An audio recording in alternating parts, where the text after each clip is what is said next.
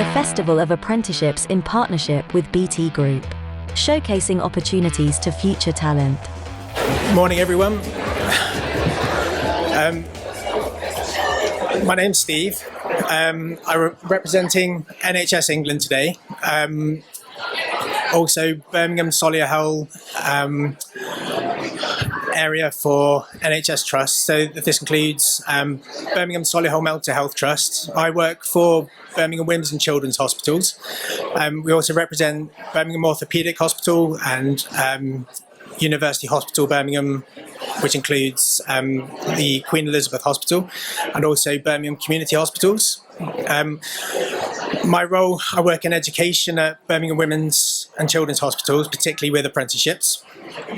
So Birmingham Solihull Mental Health Trust, they, between all of us, we serve 1.3 million people across the region. So between us, we operate out of 50 different sites, and we work across pretty much all the different types of healthcare that you can imagine in the area. Birmingham Women's and Children, so we support the Women's Hospital, where we serve approximately 50,000 people every year. The Children's Hospital is about 90,000 different children every year, and then we cater for the mental health of children and young people across the region.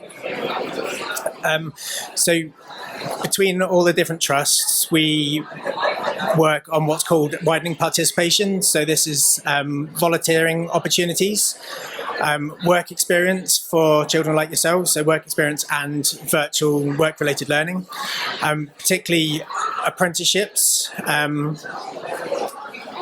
Different trusts, we have different programs where we're trying to kind of increase equality, increase diversity, and increase the amount of people that are accessing apprenticeships, particularly in the area. Trying to kind of like diversify the amount of apprenticeships that are available, but also trying to get as many different people in as possible. Trying to make every different profession within the NHS possible. So in the NHS, there are over 350 different careers that you can work towards. And now there's around about 150 different apprenticeships that you can access to get into working in the NHS. With apprenticeships, the key is kind of like getting into the NHS, and then as soon as you're into the NHS, you're like the opportunities to kind of like to grow yourself and to work in different professions just kind of like opens up completely. I started off as a therapy assistant, working in occupational therapy and physiotherapy with a view of going into physiotherapy. I decided to do an apprenticeship to become an apprenticeship assessor for the healthcare support worker apprenticeship, and I'm now doing a level 6 apprenticeship to become a career development professional. So just kind of like highlighting like what's actually possible once you're in the NHS as well. So the benefits of apprenticeships, obviously there's a lot of benefits for the employer, but for you yourselves, some of the biggest benefits is the fact that you can start off kind of like entry level, level 2, and work your way up to doing degree apprenticeships. The experience that you get from doing an apprenticeship, particularly in the NHS, you get to work with so many different people, get to network with so many different people, and it just increases like the potential for like career growth. Naturally, when you start off with an apprenticeship, you quite often get like the apprenticeship wage, which isn't always the best, but as soon as you get started, that wage can kind of like increase quite quickly, but also that means that you're not necessarily racking up debts from like doing like college or university programs. So the type of apprenticeships that we have at the moment, so at Birmingham Solihull Mental Health, they have healthcare assistants, business and admin apprenticeships, customer service apprenticeships, procurement, ICT, facilities, so that includes domestics, housekeepers, and different trade roles, including carpentry and electricians, pharmacy assistants, health, human resources. So that's basically working with the people profession, so working with the staff at different trusts.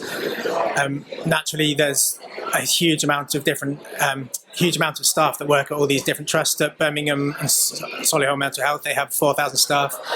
At my trust, Birmingham Women's and Children's, we have over 6,000 staff, and I think UHB has over 8,000 members of staff.